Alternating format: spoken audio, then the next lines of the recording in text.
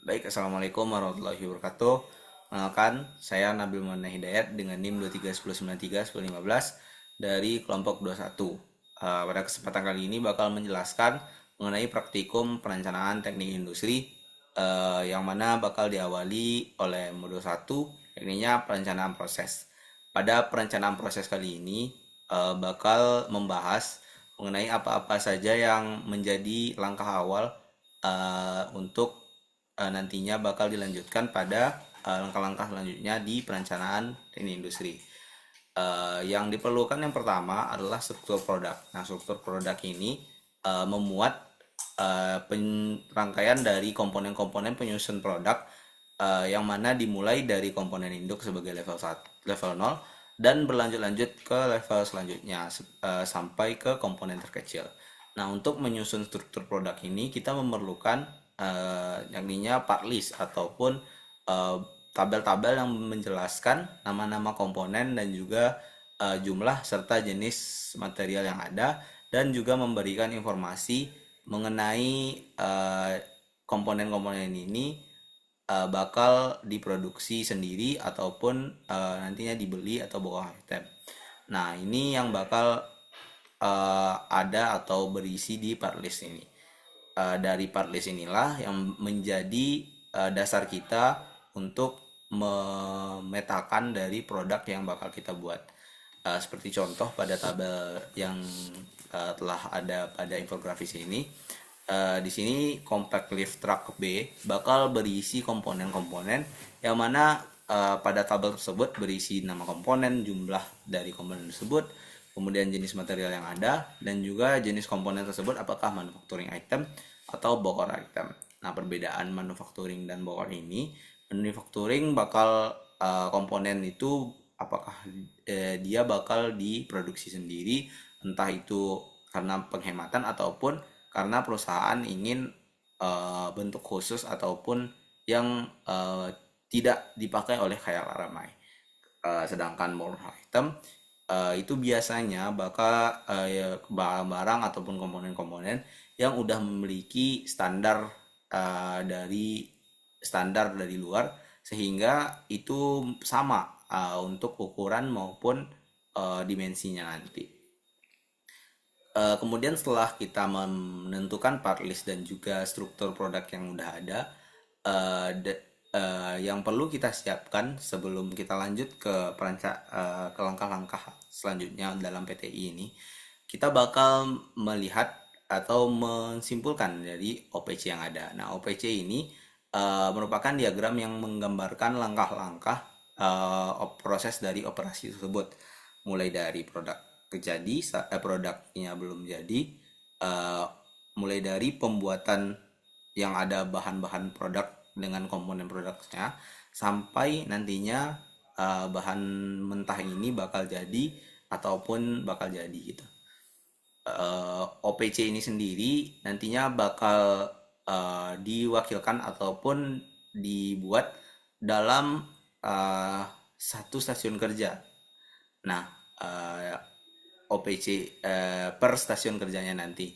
OPC ini bakal memuat yang namanya ada simbol-simbol yang bakal digunakan, seperti bulat yang berarti operasi, kemudian panah yang berarti transportasi, eh, kotak yang berarti pemeriksaan, setengah lingkaran yang berarti menunggu, kemudian segitiga yang berarti penyimpanan, dan juga ada lambang dari peta dan juga bulat. Nah, ini bakal mengindikasikan aktivitas gabungan yang mana itu ada inspeksi dan juga operasinya nanti. uh, OPC ini sendiri tidak terbatas terhadap proses manufacturing saja, tapi bisa juga nantinya ke perakitan ataupun segala hal yang berbentuk operasi pada masing-masing stasiun kerja ataupun pada pembuatan produk tersebut. Nah, setelah kita membuat OPC ataupun operation process chart, kita bakal ngebuat yang namanya itu routing sheet.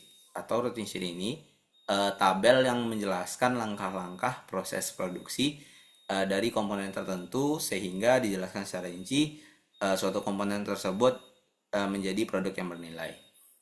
Ini juga bakal dibagi menjadi beberapa per kerja yang ada atau proses yang ada.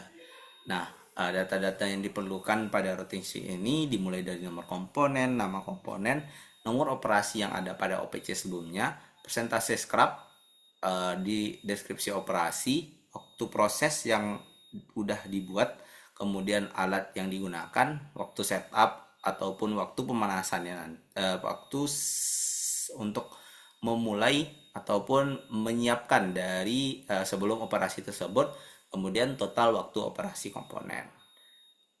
Rumus sebelumnya scrap itu merupakan sisa-sisa ataupun barang-barang yang gagal yang terbuang dari bahan yang ada. Ini bakal dimasukkan juga ke dalam routing sheet untuk melihat waktu prosesnya nanti. Nah, untuk persen scrap itu sendiri, itu rumusnya adalah jumlah produk yang cacat dibagi dengan total produksi yang ada, kemudian dikali 100%. Kenapa scrap ini perlu dihitung? Karena itu bakal memperlama dari waktu proses itu sendiri, sehingga waktu proses dari pembuatan produk tersebut bakal berbeda seperti itu. Kemudian kita masuk lagi ke awal, ini ada struktur produk. Nah, dari struktur produk ini sebenarnya kan sudah ada kita menamainya level 0, level 1 atau level 2. Nah, di level 0, level 1, level 2 ini mengindikasikan kita tuh perlu ada perakitan untuk membentuk produk tersebut. Nah, assembly chart ini merupakan diagram yang menggambarkan perakitan tersebut. Seperti yang bisa kita lihat pada infografis ini, untuk membentuk satu CLTA, kita bakal membutuhkan yang namanya fork, kepala, dan juga sasis. Nah, di assembly chart ini bakal dijelaskan mulai dari komponen dasar dari assembly ini. Komponen dasar ini disebut juga dengan sub assembly. Komponen dasar ini bakal membentuk yang namanya sub assembly dan juga assembly-nya.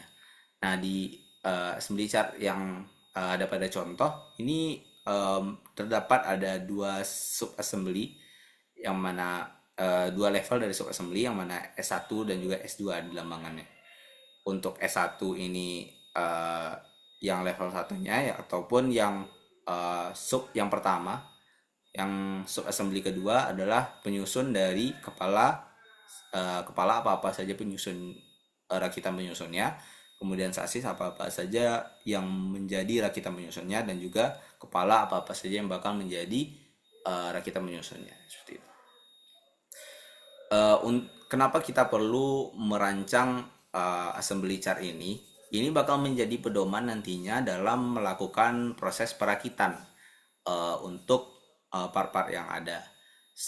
Selanjutnya tuh ada gambar teknik. Nah, gambar teknik ini merupakan suatu gambar yang menjadi komunikasi atau pendia komunikasi oleh seseorang kepada orang lain dalam dunia teknik.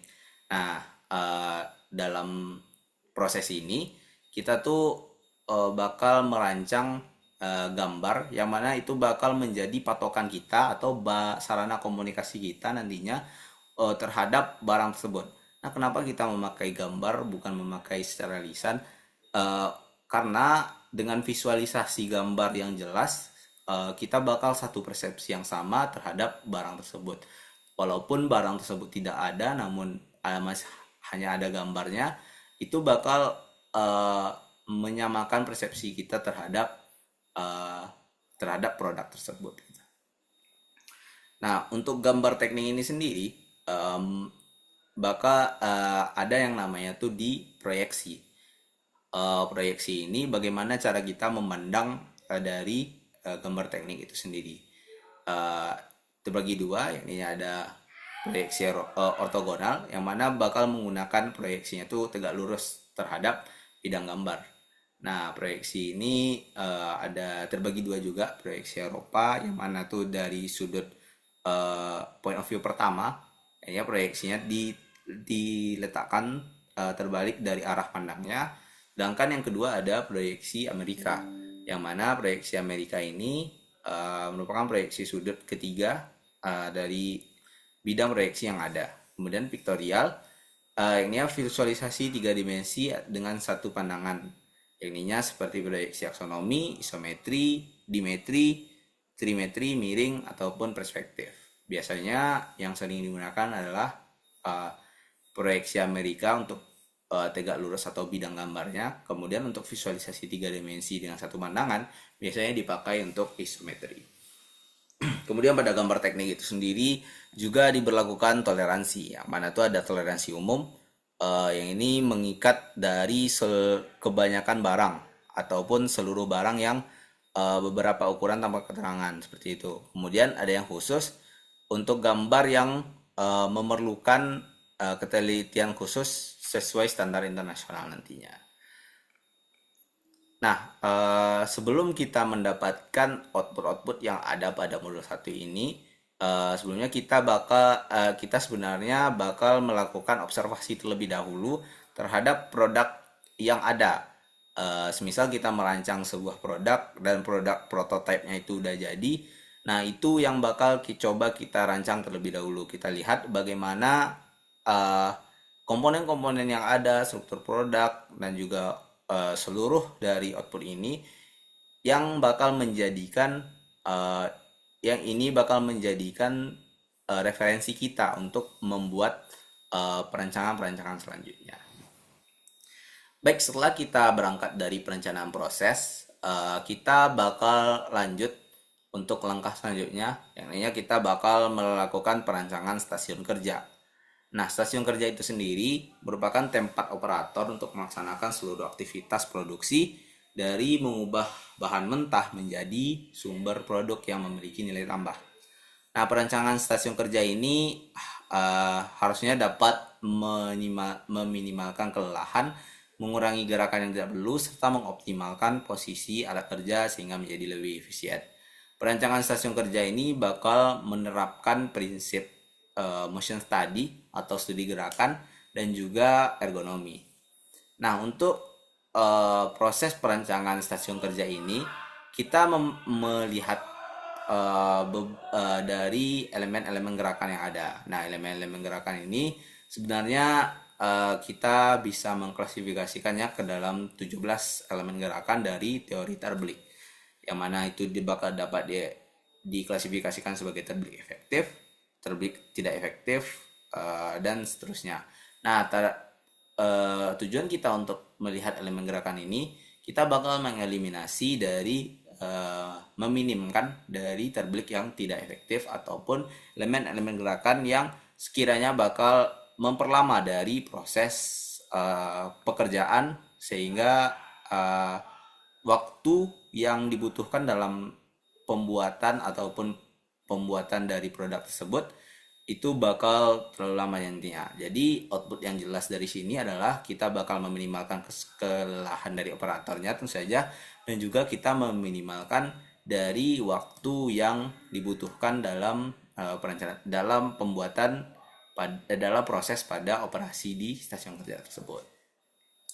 Nah, dari elemen gerakan ini sebenarnya kita mengklasifikasikannya, kita bisa menggunakan peta tangan kiri tangan kanan untuk melihat gimana elemen gerakan yang dilakukan oleh kedua tangan kita. Tujuannya nantinya untuk melihat apakah tangan kiri ataupun tangan kanan kita terlalu dominan satu sama lain. Tentunya sebenarnya hakikat manusia memang memiliki tangan yang dominan. Nah, tujuan peta tangan kanan tangan kiri ini meminimalkan tangan yang menganggur ketika tangan dominan ataupun tangan non dominan itu bekerja, sehingga kita bakal mengefektifkan dari gerakan tersebut, dan ujung-ujungnya outputnya adalah meminimalkan dari waktu operasi dari tersebut. Nah, beginilah bentuk dari peta tangan kiri dan tangan kanan.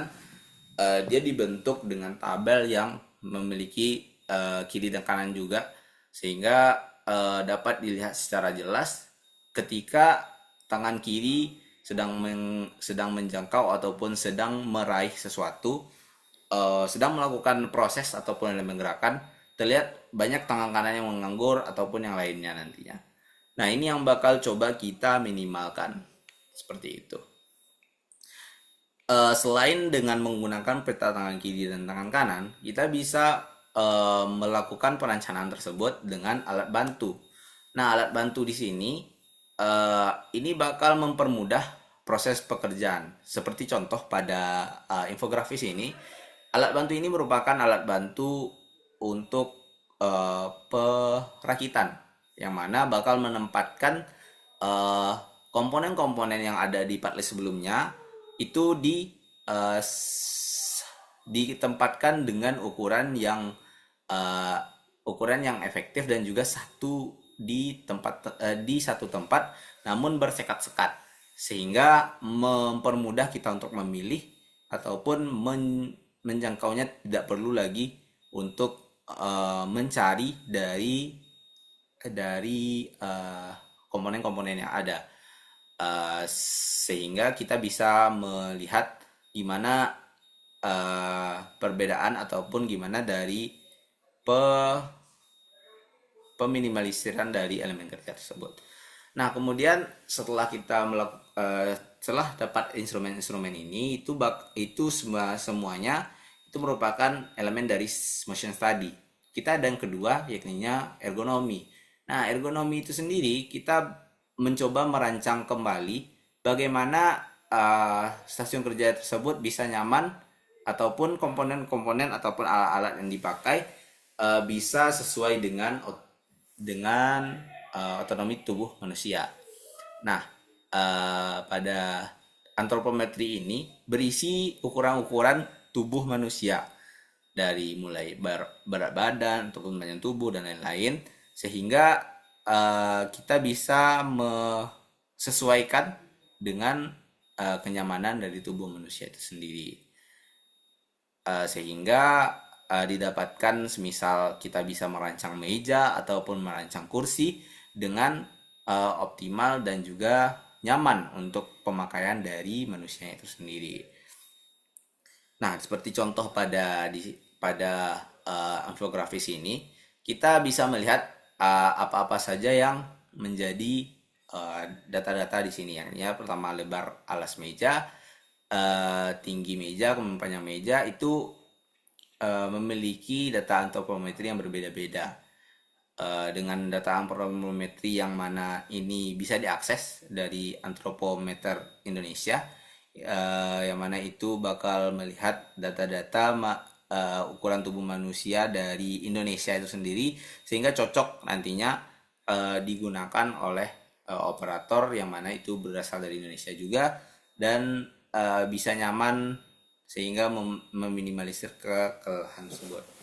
Nah, setelah kita melakukan proses perancangan tersebut, kita juga bisa membandingkan tingkat performasi dari stasiun kerja, sehingga kita bisa melihat berapa efisiensi waktu yang sudah digunakan, sehingga kita bisa dari waktu sebelum dari adanya dari proses perbaikan ini, sehingga setelah dari adanya proses perbaikan antara motion study dan juga ergonomi tadi, di mana efisiensi waktu dan juga pengurangan gerakan. Nah, untuk contoh di sini kita bakal melihat rakitan dan juga waktu siklus yang lama dan juga siklus baru, kemudian dibandingkan dan dapat persentase performa peningkatan berarti positif dan negatif berarti penurunan. Nah, di sini didapatkan positif semuanya.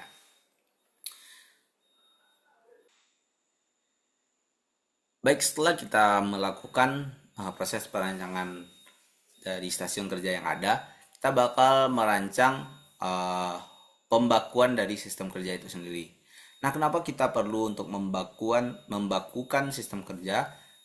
Karena untuk waktu yang berulang dan juga kerja yang berulang nantinya, namanya satu sistem baku untuk membuat suatu standar kepada seluruh karyawan ataupun kepada yang menjadi patokan dari pembuatan produk tersebut, walaupun banyak ataupun sedikit. Di sini kita langkah pertama yang bakal yang digunakan pada pembakuan sistem kerja ini, tentu saja kita bakal mengukur terlebih dahulu waktu untuk melakukan satu perakitan dengan stasiun kerja yang udah dirancang tadi. Nah, pada contoh saat ini kita bakal mengambil di rakitan terlebih dahulu. Nah, dari rakitan yang itu sendiri kita bisa melihat, kita mengambil misalnya 10 sampel data dan kita bisa melihat kurva belajar dari dari proses perancangan ataupun proses perakitan itu sendiri. Nah, pada contoh ini dari 10 kali terlihat bahwa waktu yang digunakan ataupun waktu yang dihabiskan untuk membuat satu rakitan itu menurun. Nah, inilah yang bakal ditampilkan oleh kurva belajar. Kurva belajar yakninya kurva yang menunjukkan hubungan antara waktu yang diperlukan untuk secara pekerjaan berulang, sehingga cenderung nantinya waktu yang dihabiskan itu berkurang. Kenapa disebut belajar? Karena proses dari sebulan mungkin itu baru pertama dalam proses perakitan, sampai 10 kali nantinya itu sudah dianggap mahir nantinya, sehingga bakal berkurang dari proses yang ada. Nah, dari hasil-hasil data yang sudah didapatkan dari kurva belajar ataupun dari proses perhitungan waktu sebelumnya, kita terlebih dahulu bakal melakukan uji kecukupan dan uji keseragaman data. Nah, uji kecukupan ini merupakan prosedur statistik yang dipakai untuk memastikan jumlah data hasil pengamatan tersebut apakah telah cukup untuk dianggap hasil analisisnya tuh udah mewakili kondisi sebenarnya. Nah, setelah data tersebut dianggap cukup, apabila data tersebut dianggap cukup, boleh dilanjutkan untuk tahap selanjutnya karena hasil analisisnya sudah mewakili dari kondisi sebenarnya. Apabila data belum cukup, maka dilakukan pengambilan data ulang sehingga nantinya bisa dicukupkan ataupun ditambah dari proses pengamatannya. Semulanya 10 percobaannya, boleh ditambahkan lagi sesuai dengan uji kecukupan yang ada. Nah, selanjutnya itu ada uji keseragaman data. Setelah kita melakukan kecukupan data, hasilnya sudah bisa kita nggak benar, kita melihat data tersebut apakah seragam atau tidak, sehingga nilai data tersebut tidak ada simpangan yang terjauh atau menyebar secara seragam nantinya atau tidak. Nah, untuk mengatasi semisal terlalu menyebar, kita bakal melakukan trial and error terhadap data tersebut. Setelah lolos dari uji kecukupan dan uji keseragaman data, barulah data yang kita dapatkan tadi itu bisa kita gunakan. Nah, sebelum kita membakukan waktu tersebut, kita memerlukan precedence diagram namanya. Precedence diagram ini menggambarkan urutan antar elemen sehingga ada yang saling ketergantungan atau tidak. Contohnya seperti yang sebelumnya pada struktur produk juga sudah dijelaskan. CLTA ini sebenarnya disusun oleh 3 rakitan sebelumnya: kepala, sasis, dan juga kepala, sasis, misal kepala dan sasis. Nah, kepala di sini bakal disusun juga oleh beberapa rakitan yang ada. Nah, beberapa rakitan yang ada ini sebenarnya bakal disusun juga oleh komponen-komponen yang ada. Berarti ada yang tidak serta-merta kepala itu bisa hadir kalau semisal rakitan yang sebelumnya itu belum didapatkan. Nah, itu gunanya precedence diagram untuk menandai apa-apa saja penyusun sebelum sehingga bisa kita laksanakan merakit dari produk utama ataupun sub assembly dari produk tersebut. Nah, setelah kita membuat precedence diagram, lalulah kita bakal melakukan pembakuan waktu. Nah, pembagian waktu ini dibagi menjadi tiga. Yang pertama ada waktu siklus. Waktu siklus ini waktu kumulatif dari yang udah didapatkan tadi dibagi dengan jumlah percobaan yang ada. Setelah kita dapat waktu siklus ini kita mengubahnya menjadi waktu normal, yang mana waktu normal terdiri dari waktu siklus dikali dengan penyesuaian yang ada. Nah, penyesuaian ini bisa berupa metode Skumar, metode Westinghouse, dan juga metode objektif, yang mana sebenarnya faktor penyesuaian ini bakal disesuaikan dengan kondisi lingkungan ataupun kondisi operator pada saat ataupun dengan kondisi sebenarnya pada percobaan ataupun pada percobaan dari pengukuran waktu sebelumnya. Nah, setelah kita mendapatkan waktu normal, kita baru bisa mendapatkan waktu baku setelah kita mengalihkan waktu normal dengan 1 ditambah toleransi. Toleransi ini mempertimbangkan yakni tenaga yang dikeluarkan, sikap kerja, gerakan kerja, kelelahan mata, kebutuhan pribadi, dan lain-lain. Kita melihat berapa sih kelonggaran yang diberikan terhadap waktu normal yang ada ini. Nah, contoh. Nah, ini merupakan tabel contoh dari penyesuaian-penyesuaian yang ada, seperti metode Skumar, yang mana ini merupakan kelasnya terlalu disederhanakan. Kemudian Westinghouse dengan dirincikan gimana keterampilan dari operator dan lain-lain. Kemudian ada metode objektif. Nah, output dari modul ini merupakan waktu baku ataupun waktu produksi yang benar-benar bakal dipakai untuk part-part ataupun pembuatan produk setelah ini. Setelah kita melakukan proses penglihatan waktu, kita juga bakal mengestimasikan biaya produksi. Kenapa estimasi biaya produksi ini diperlukan? Karena kita harus melihat berapa sih yang bakal kita keluarkan, cost yang bakal kita keluarkan untuk pembuatan dari produk itu sendiri. Nah, dari estimasi harga modal ataupun harga jual nantinya yang kita gunakan, sehingga kita bisa mampu untuk melihat peluang ataupun memutuskan gimana nantinya dalam proses produksi ini gitu. Nah, dari langkah awal sebenarnya biaya untuk pengestimasian biaya ini, kita perlu mengidentifikasi biaya terlebih dahulu, baik itu berdasarkan unsur produk, berdasarkan unsur volume, berdasarkan unsur pendapatan, sehingga kita mudah untuk mengklasifikasikan biayanya nanti. Kemudian klasifikasi biaya itu sendiri itu terdiri dari bahan baku langsung, tidak langsung, tenaga kerja langsung, dan lain-lain. Sebenarnya ini fungsinya adalah untuk memisahkan yang namanya yang bisa dibebankan kepada produknya langsung ataupun harus kita hitung secara general terlebih dahulu, baru kita bisa membebankan biaya tersebut kepada produk itu sendiri. Contoh bahan baku langsung itu bisa kita bebankan kepada produk itu sendiri. Namun biaya aset ataupun biaya administrasi yang sifatnya global itu harus kita cari yang namanya tuh BOP ataupun biaya overhead pabrik.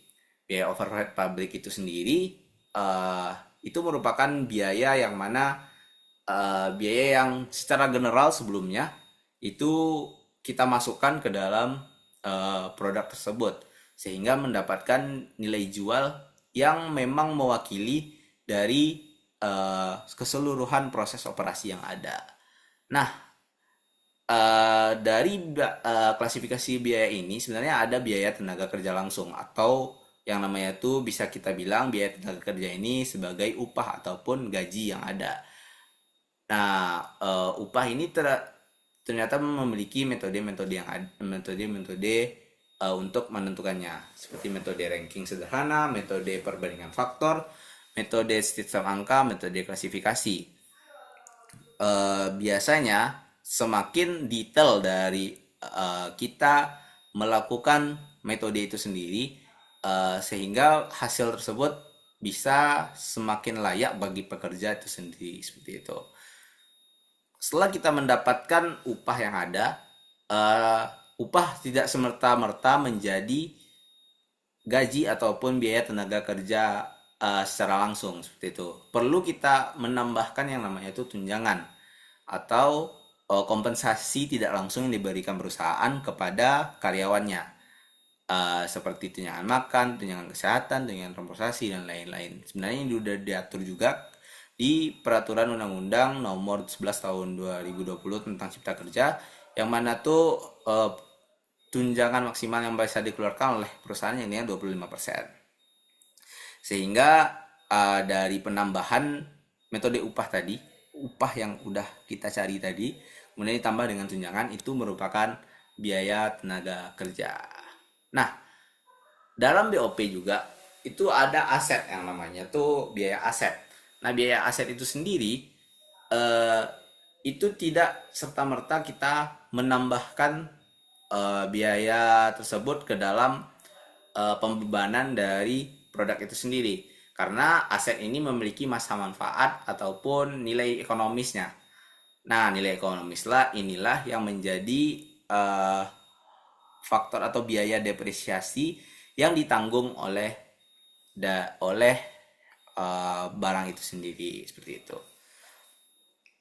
Nah, output yang diharapkan dari modul ini ataupun estimasi ini adalah yang pertama tuh HPP atau modal produksi kita, yang mana itu terdiri dari biaya baku langsung, imbalan kerja yang langsung tadi, kemudian overhead pabrik secara general tadi.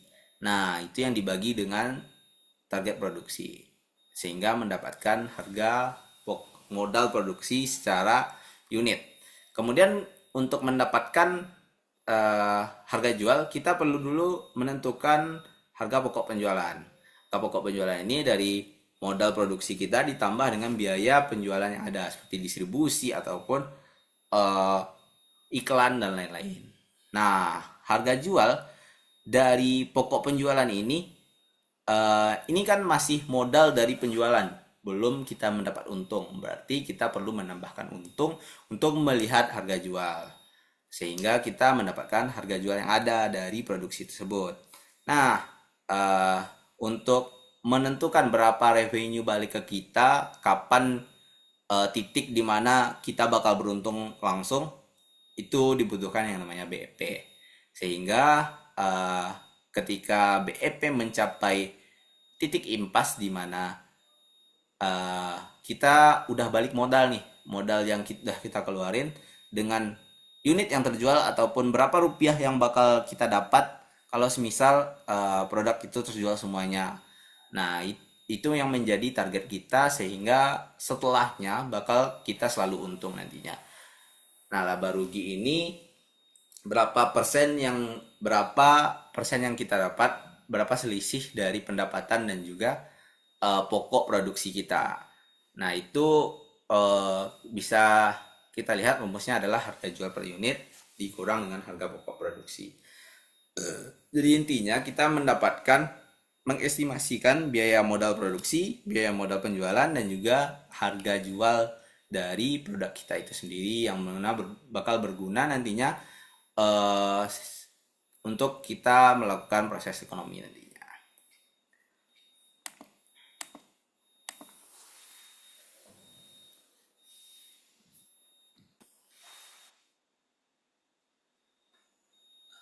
Baik, setelah kita recap dulu, kita telah merencanakan proses, kita telah merencanakan stasiun kerja, dan juga kita telah membuat suatu waktu yang baku untuk proses produksi yang ada, dan juga kita sudah menentukan harga jual dari produk ini berapa sih gitu. Nah, setelah ini bakal kita lakukan proses produksinya lagi. Gimana cara kita untuk memproduksi dari suatu barang itu. Dimulai dari yang pertama, yakninya peramalan produksi. Peramalan produksi dipakai dengan melihat dari permintaan yang ada, ataupun data historis berupa berapa sih permintaan pada tahun-tahun sebelumnya, seperti itu. Nah, dari data historis yang ada ini, hal yang pertama yang paling kita lakukan adalah mengagregasi dari permintaan tersebut. Agregasi sebenarnya digunakan untuk menggabungkan beberapa jenis produk yang berbeda dengan kita satukan, kita gabungkan dengan satuan yang sama seperti itu. Nah, agregasi ini sebenarnya dapat dilakukan apabila produk yang bakal kita agregasi ini memiliki satu famili yang sama. Nah, dari satuan agregasi yang dapat digunakan, misalnya seperti waktu baku, jam kerja, pokoknya hal yang beberapa produk ini memiliki satuan yang sama seperti itu. Bisa juga laba, harga produk dan lain-lain. Dalam menentukan peramalan, kita melihat yang namanya itu taksonomi dari peramalan itu sendiri. Nah, sebelum itu kita bakal menplot data terlebih dahulu, melihat bagaimana pola dari agregasi permintaan tersebut. Nah, untuk menentukan bagaimana metode yang cocok, kita melihat lagi apa yang pengelompokan dari peramalan itu sendiri. Nah, yang kita pakai pada saat ini merupakan metode dari kuantitatif dengan time series, bukan dengan kausal. Nah, time series itu kita bakal menggunakan unsur statistiknya lebih ke statistikal. Nah, sedangkan kausal itu merupakan sebab akibat. Oke. Setelah kita melihat dari pola permintaan yang ada, kita bakal merumuskan dari pola permintaan yang ada ini metode apa yang bakal kita pakai.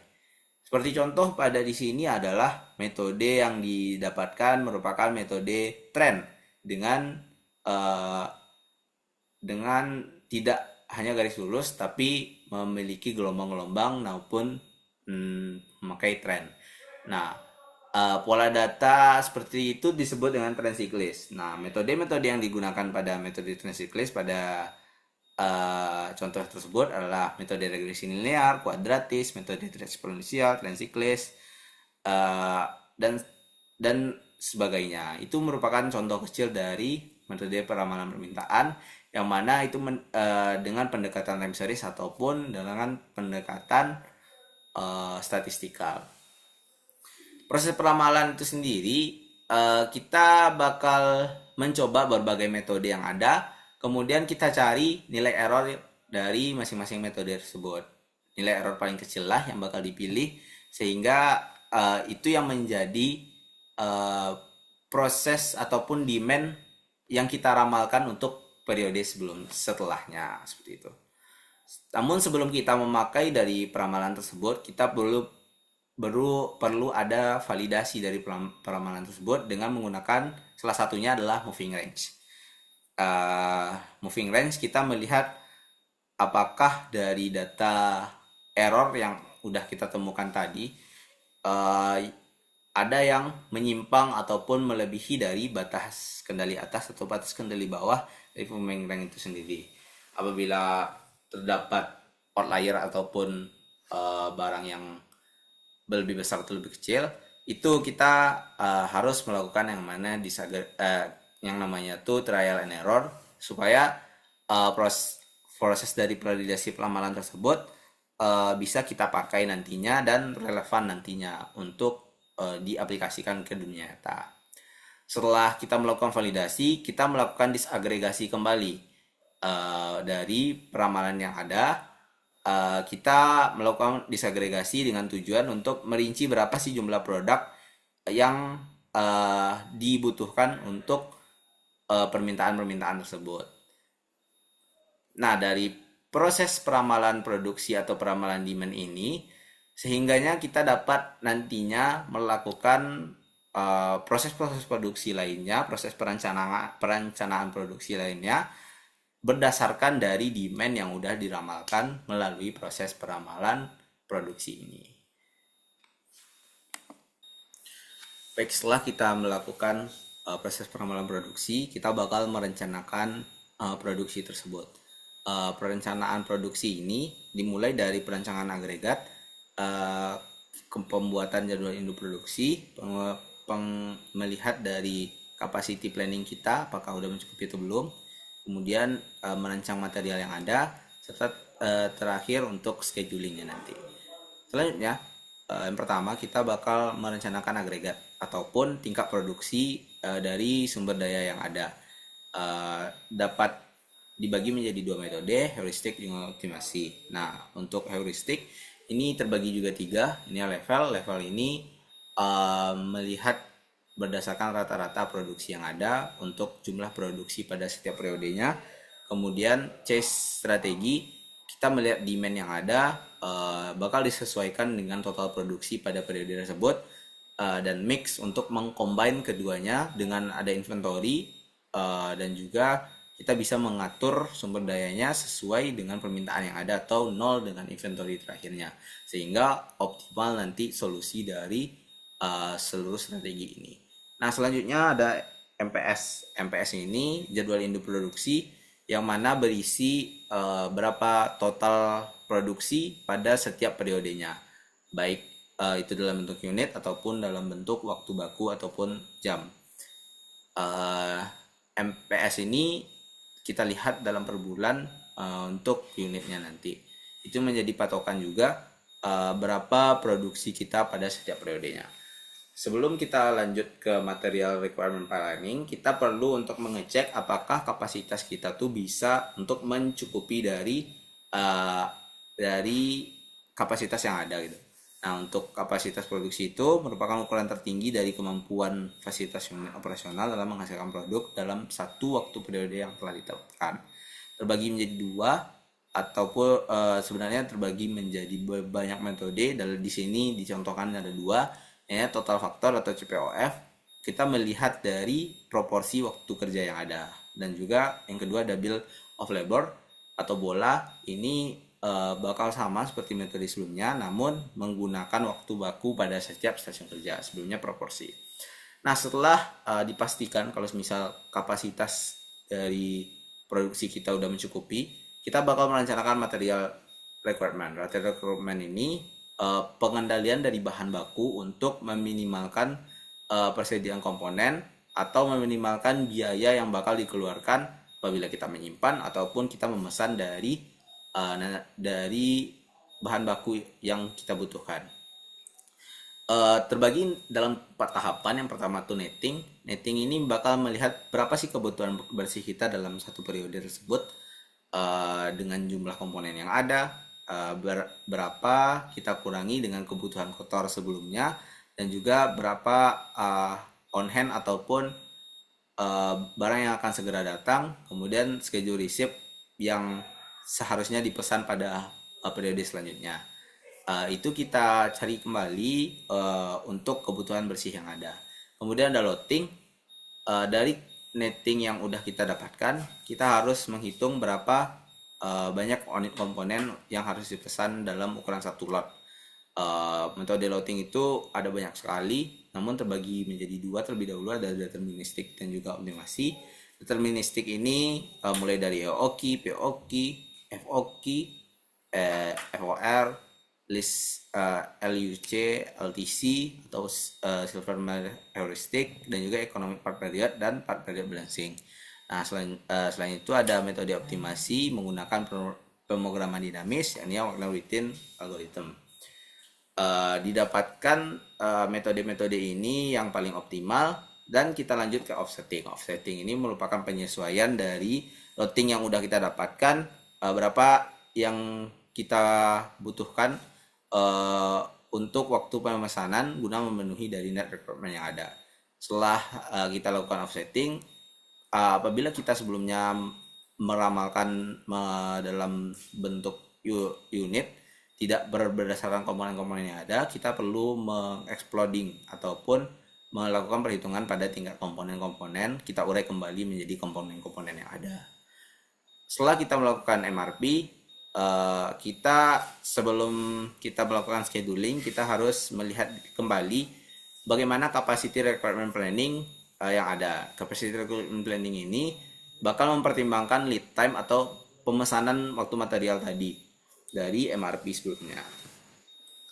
Apabila telah terpenuhi, kita bakal merencanakan scheduling atau penjadwalan dari mesin-mesin yang ada atau stasiun kerja yang ada, sehingga dapat meningkatkan produktivitas dari produksi tersebut. Dari perencanaan produksi yang udah kita buat, kita sebenarnya bisa memaksimalkan untuk lintasan perakitan kita. Baik sebelumnya kita udah men-schedule dimana stasiun kerja untuk manufacturing. Nah, kita bakal merencanakan lintasan perakitan yang ada. Terdapat kriteria, yang ini line efficiency, balance delay, smoothing index, kemudian batasan-batasan dan juga target-target. Untuk kriteria seperti yang sudah dijelaskan tadi, kemudian batasannya adalah setiap elemen bakal ditugaskan tepat satu stasiun kerja, tidak boleh ada elemen kerja lain yang mendahului predesesor. Stasiun kerja itu tak boleh melebihi cycle time dan juga tidak melebihi kapasitas produksi yang ada. Untuk targetnya mencukupi kapasitas produksi, meningkatkan nilai efisiensi lini, dan minimalkan balance delay dan smoothing index untuk setiap beban kerja yang ada. Itu merupakan kriteria batasan dan target. Nah, parameter yang digunakan untuk mewujudkan hal tersebut adalah waktu produksi, target produksi, cycle time, dan juga jumlah stasiun kerja minimum. Untuk proses ini dapat dilakukan berbagai macam metode. Pada infografis ini dijelaskan 4 metode yang ada. Yang pertama, 5 metode yang ada. Yang pertama itu ada LCR. Kita mendistribusikan dengan waktu operasi yang terbesar terlebih dahulu tanpa menghilangkan atau mendahului dari predesesornya. Waktu baku yang udah dicari, kita distribusikan yang paling besar terlebih dahulu. Itu yang didapatkan untuk setiap stasiun kerja yang ada. Nah, bedanya antara yang lain, kill bridge ini melihat kita sebagai region atau operasi tersebut berdasarkan wilayah-wilayah dengan predence diagram ataupun predecessor sebelumnya. Nah, itu bisa kita bagi menjadi wilayah 1, 2, 3, dan 4, sehingga itu yang coba kita dahulukan, yang ininya dengan wilayah yang paling kecil terlebih dahulu. Kemudian RPW atau rank position weight, ini penentuan jumlah stasiun kerja dengan melihat bobot atau bobot beban dari tiap tugas yang ada. Setiap semisal satu part itu memiliki beban ke suksesor setelahnya.